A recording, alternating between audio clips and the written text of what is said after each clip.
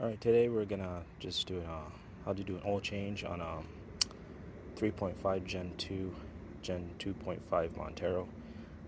Normally I would do my oil change on the driveway, but the wife parked her Sienna there and I didn't want to move it to the driveway and let the oil set back into the pan, so we're going to do it over here where I usually park my truck, and the grass right here. So it's going to be a quick video. It's pretty self-explanatory, but for those that are new to the platform and just want to know how to do the oil change, we're going to go and give it a quick video.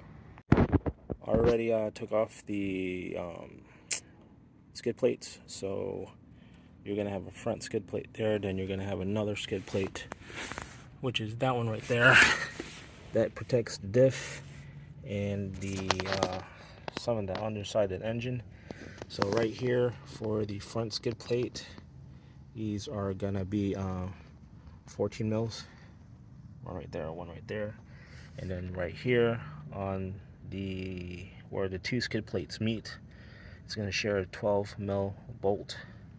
So one right there, and then right off over there, that little cross member right there, the back of this skid plate are two 12 millimeter bolts, and you remove those and then the skid plates come out.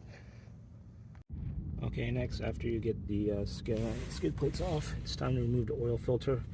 Oil filter on the 3.5s on the Gen 2s and 2.5s are located right here, just above the top of the front diff and right over this front sway bar. Little tight area, but honestly is not near as bad as some other cars. I would recommend getting this as an oil filter remover. Make sure it's big enough to fit the open to grab the oil filter for whatever oil filter you're going to use. But for the Montero, you're going to probably need, I don't know the exact part number, but this is the bigger one. So what you do is you just go over there, probably with an extension, and then just remove the oil filter out. Depending on how tight the previous person or how you tighten it previously, this tool will make it a lot easier. So once you get that out, the oil will flow out. It's going to flow down this front diff and some of the sway bars. Just make sure you have an oil catch can to get all the oil and let it drain. Clean it up and then install the new oil filter. Now when it comes to oil filters, some people want to use a quality filter, some just get whatever. I personally want to get a quality oil filter, so I usually use Wix or OEM. I'm going OEM this time around because my parts guy at Mitsubishi gave me a really good deal on them, so I got a few of them. But if you want to get Wix, this is the part number. This is particularly for the 3.5 and the Gen 2 and 2.5, so for sure 97 to 2000. This is the oil filter for those years Monteros. And for the OEM one, that is the part number, Mariziba 690116. Another good filter to use is Purelator. There's some other ones, people say K&N, whatever, but honestly these filters, for the price, they're just as good. They got good filtrations. Basically, it's a peace of mind to get a quality oil filter. Now before you install the oil filter, what you want to do is, the recommendation is, there's a rubber gasket right here that seats right between the oil filter and the filter housing. They always say to put a little bit of oil on this gasket because when you're compressing the tightening the oil filter, this gasket doesn't get all caught up. If it's dry, it gets all caught up and it kind of might crimp it and damage it. Well, if you have some oil or some lube on there, when you tighten it, it'll rotate with the filter and prevent it from doing any damage to the gasket. If you get an aftermarket one, Purelator or Wix, typically they are dry, they're not pre-lubed, so you're gonna have to put oil. But if you get an OEM one, like the Mitsubishi, if you look closely, it's pre-lubed. Let me see if I can get a focus on there. See that? They already applied grease or some lube over here for that same reason. That's quality right there. So we're gonna go ahead and install this filter back on the car. Okay, I already installed the filter back into the Montero here. When you tighten it, just make sure it is hand tight, low, maybe like a quarter turn till it's tight. The good thing about the OEMs that I've noticed is they are threaded somewhat perfectly, and usually the part number always phases out, as you can see towards the front of the car. I don't know if that's on purpose or by luck, but the few times I've used an OEM filter, it was always like that. So like I said, just make sure it's tight in there, hand tight, maybe a little bit of quarter turn, and you're ready to go. Okay, now they're draining the oil pan. Drain is right there, passenger side. Pretty explanatory, it's right there. I am not sure if this is an OEM size, but it fits, it threads correctly. It's a 5/8 socket. I'm not sure if that's the OEM size, but this is that came on my truck originally. So we're gonna go ahead and unplug that drain. Make sure you have your oil catch over there, and let's go ahead and get the oil drained. Okay, oil is draining, so you just wait till all the oil drains, and then we'll go ahead and reinstall everything. Okay, when you have the drain plug out, before you put a new one in, make sure you get a new crush washer. This is a Mitsubishi one, and we just removed the old one here. And once you get the old one off, you put the new one in. Putting a new drain crush washer just helps prevent any oil leaks down the road, and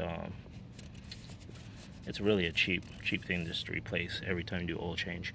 Good time to also inspect your oil. I believe this is magnetic.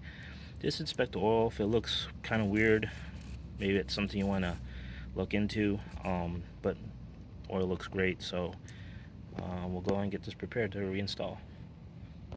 Next, it comes to the topic of oil. Oil could be a debatable subject. There's people that advocate for conventional, there's people that advocate for mixed blends, and then there's people that advocate for synthetic.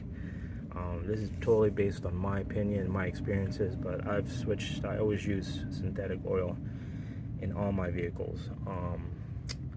Once I got the Montero, first oil change I did was synthetic, and been using synthetic ever since.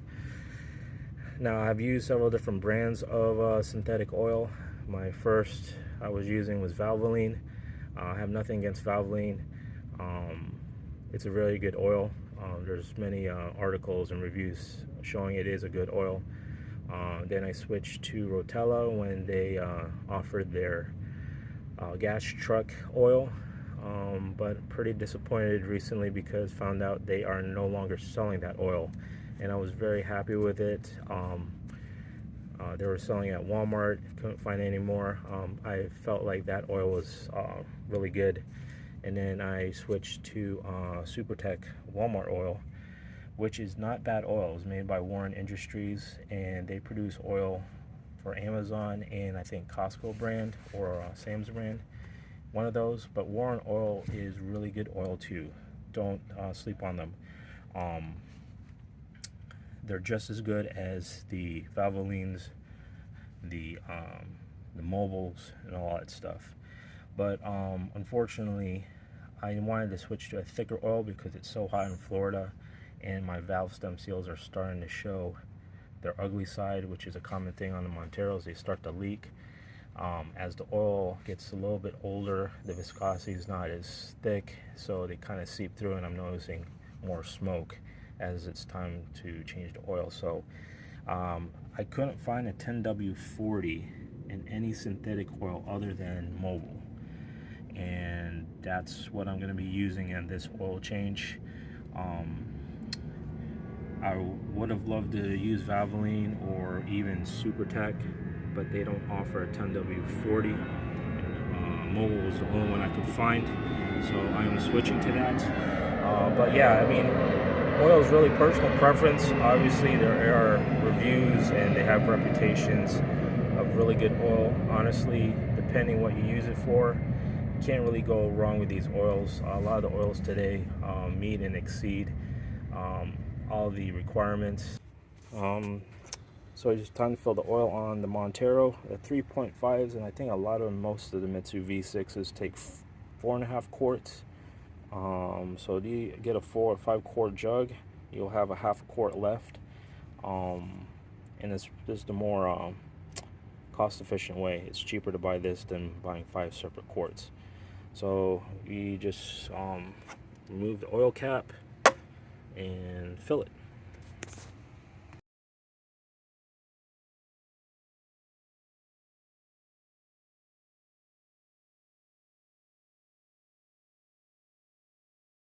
Now all you really need to grease your joints is a grease gun, and I actually upgraded to lock and lube. These fittings, these quick fittings, these are much better than your standard Zerk fitting, Zerk fillers right here, because what this is, it kind of grabs it, and it's just much easier to grease your fittings with this. I use this for pretty much everything else. Now you will see on the lower ball joints, it's a pretty tight area to get this fitting to grease the lower ball joints. So I use this to grease the lower ball joints on the lower control arms, and I'll go ahead and show you that once we get to it. So we're gonna do this real quick. Okay, on the driver's side, what you need to lube is right here. This is for the idler arm. There's the grease fitting there, and then right behind the idler arm is your rear tie rod, and there is, it's actually on this side.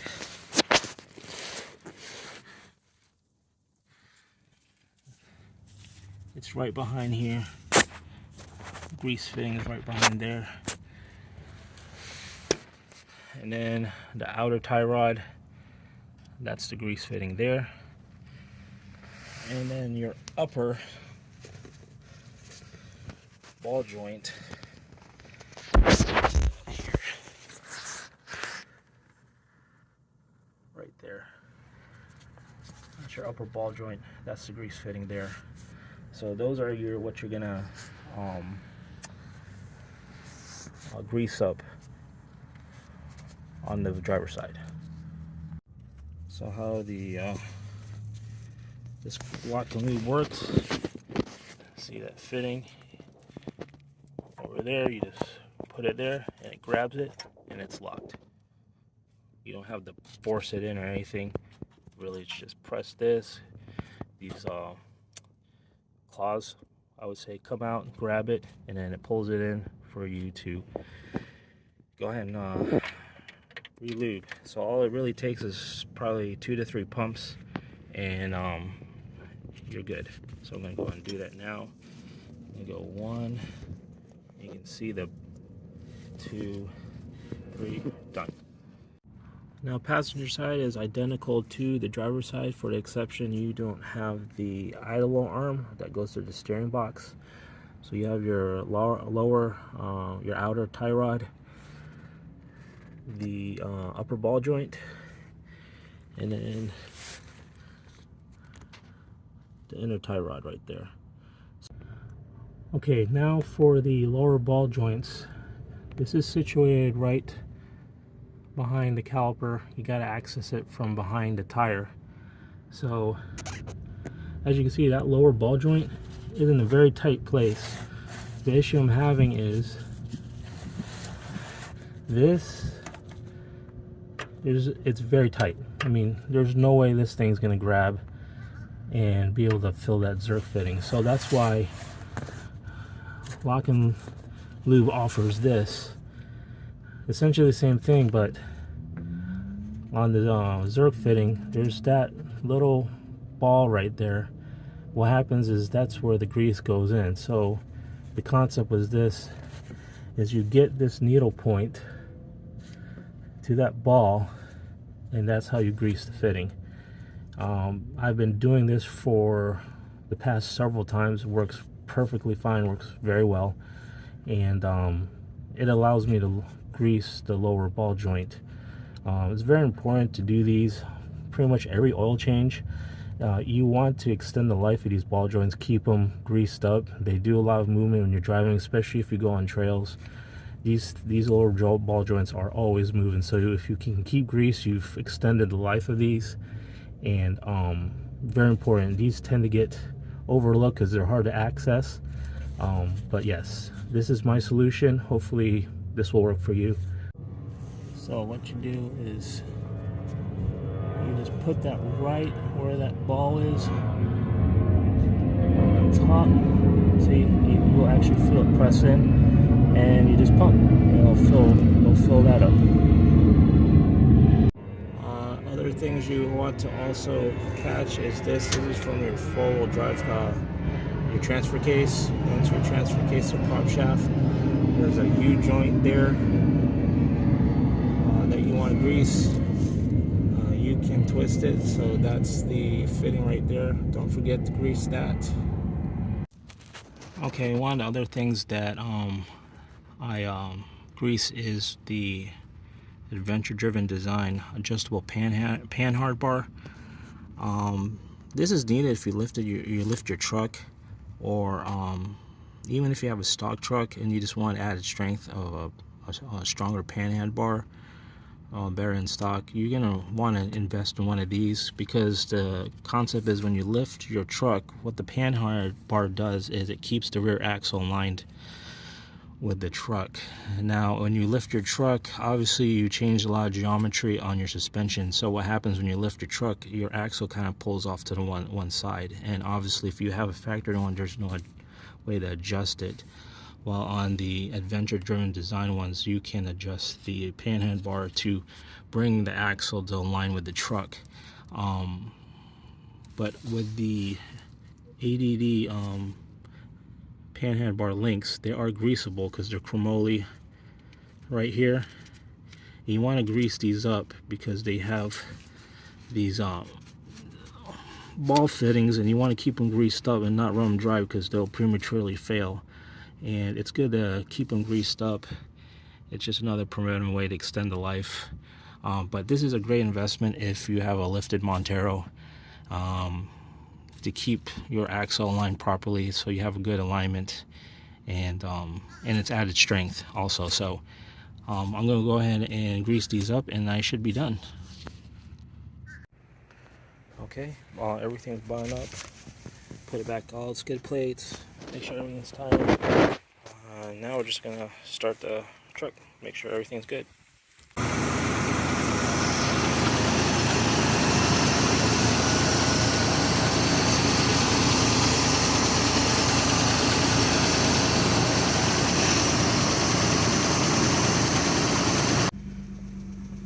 Truck's running really good, so oil change really not that hard. Now I have an ultra gauge, and I set it to warn me when I get to 3,000 miles. I went over 295 miles on the oil change, so now I'm just going to go ahead and reset it here. And go to gauge and zero out my oil distance.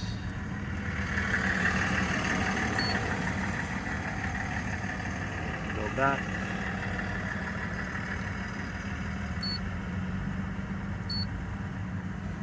My mileage oil is back to 0, so then it's gonna, when I hit 3,000 again, I have it set up to where it sets an alarm, it beeps, it gives me a message that I'm at 3,000 miles, and that tells me when I need to do an oil change. But there you go, that's how you do an oil change on Gen 2.5 Montero Gen 2 with a 3.5. Thank you guys.